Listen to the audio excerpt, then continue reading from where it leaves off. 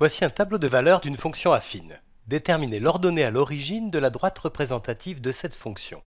Alors on ne nous donne pas l'expression de cette fonction affine, on nous donne simplement un tableau avec quelques valeurs.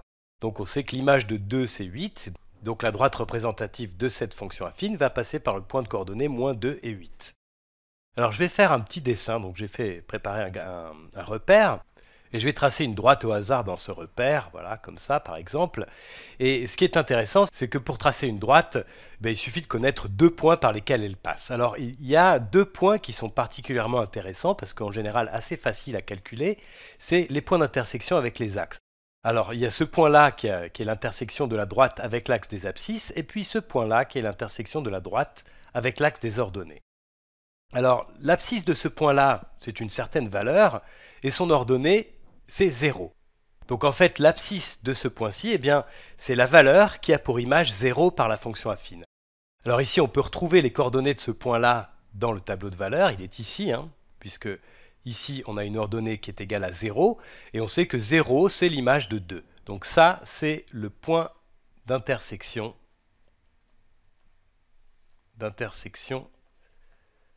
avec l'axe des abscisses.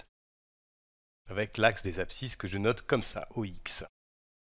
Donc ici, ce que nous dit ce tableau de valeurs, c'est que dans le cas de cette fonction affine, ce point d'intersection-là, il a pour coordonnées 2, 0. 2, 0, voilà. Alors l'autre point d'intersection, l'intersection avec l'axe des ordonnées, c'est le point qui aura pour coordonnées 0 et une certaine valeur. 0 et une certaine valeur. Et cette valeur-là, c'est l'image de 0 par la fonction affine. Alors c'est ça qu'on appelle l'ordonnée à l'origine de la droite. C'est cette valeur-là, l'ordonnée du point d'intersection de la droite avec l'axe des ordonnées. Et on l'appelle l'ordonnée à l'origine puisque c'est l'image de la valeur 0. Alors ici, le problème, c'est que dans notre tableau de valeurs, la valeur x égale 0 n'apparaît pas. Donc le tableau de valeurs ne nous donne pas l'ordonnée à l'origine directement. Alors il faut qu'on travaille un petit peu plus pour le trouver. Et donc ce qu'il faut qu'on arrive, c'est à trouver l'image de 0, donc à intercaler ici d'autres valeurs dans ce tableau de valeurs. Alors je vais faire ça, je vais essayer de construire un tableau de valeurs un petit peu plus grand, donc contenant un peu plus de valeurs. Alors je vais le faire ici, voilà. Ici je mets les abscisses et ici les ordonnées. Donc je sais que pour x égale moins 2, y est égal à 8. Pour x égale moins 1, je ne sais pas. Il faudrait qu'on arrive à le déterminer. Pour x égale 0, je ne sais pas non plus, on va essayer de le déterminer. Pour x égale 1, je sais que l'image y est égale à 2. Pour x égale 2, l'image c'est 0. On vient de voir que ce couple-là était les coordonnées du point d'intersection avec l'axe des abscisses. Et puis on sait aussi que l'image de 4, c'est moins 4. Alors je pourrais ici intercaler la valeur 3, mais on n'en a pas tellement besoin, donc je ne vais pas le faire. Alors ce qu'on sait aussi, c'est que notre fonction est une fonction affine, elle est donc représentée par une droite dans le plan, et ce qui caractérise une droite, c'est qu'elle a une pente constante, un coefficient directeur constant, c'est-à-dire que le rapport entre la variation des ordonnées et la variation des abscisses est toujours le même. Alors comment est-ce que je peux faire pour déterminer ce coefficient directeur, cette pente de la droite? Je vais me concentrer sur ces lignes-là du tableau, ces colonnes-là, pardon. Parce que ici j'ai deux valeurs consécutives, c'est-à-dire que pour passer de cette valeur x égale 1 à cette valeur x égale 2, j'ai augmenté la variable x de une unité.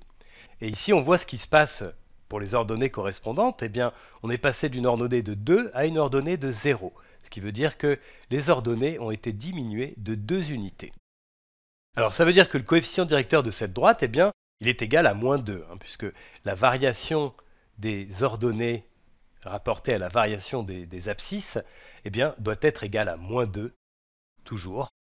Et on peut regarder que ici ça marche aussi, puisque là je passe de x égale 2 à x égale 4, donc j'augmente la variable de 2 unités, et je peux voir que les ordonnées correspondantes passent de 0 à moins 4, donc elles sont diminuées de 4 unités. Donc tu vois que là aussi on peut expliciter ce calcul-là à partir de ces données.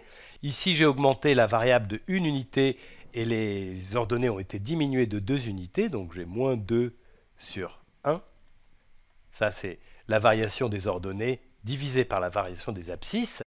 Et puis ici la variable x a augmenté de 2 unités, donc ce que j'ai au dénominateur, c'est plus 2, et les ordonnées ont diminué de 4 unités. Donc le rapport delta x sur delta y, eh bien c'est moins 4 sur 2, c'est-à-dire aussi moins 2.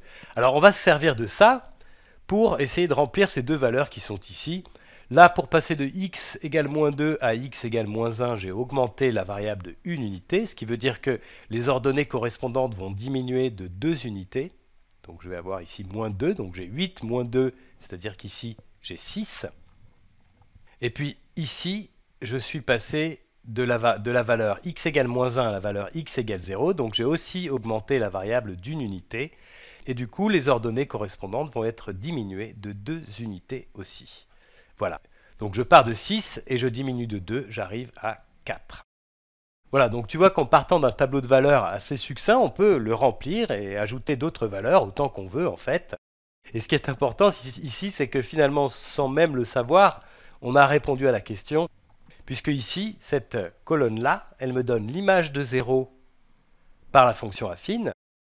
Donc en fait, dans cette colonne-là, eh bien, ce que j'ai, ce sont les coordonnées du point d'intersection de la droite avec l'axe des ordonnées.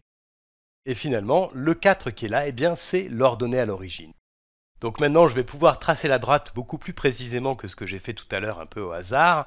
Donc je vais enlever ça. Donc je sais que ma droite va passer par le point de coordonnées 2, 0, intersection avec l'axe des abscisses. Alors je vais prendre une unité, voilà. Ça c'est 1 et ça c'est 2. Donc je sais que la courbe va passer par ce point-là, de coordonnées 2, 0. Et puis je sais maintenant que son ordonnée à l'origine c'est 4. Ce qui veut dire qu'elle passe par le point de coordonnées 0, 4. Alors j'ai 1, 2, 3, 4 comme ça. Donc ça, c'est le point de coordonnées 0, 4. 4 étant l'ordonnée à l'origine de la droite qui représente cette fonction affine. Et donc cette droite, je peux la tracer. C'est la droite qui passe par ces deux points. Voilà.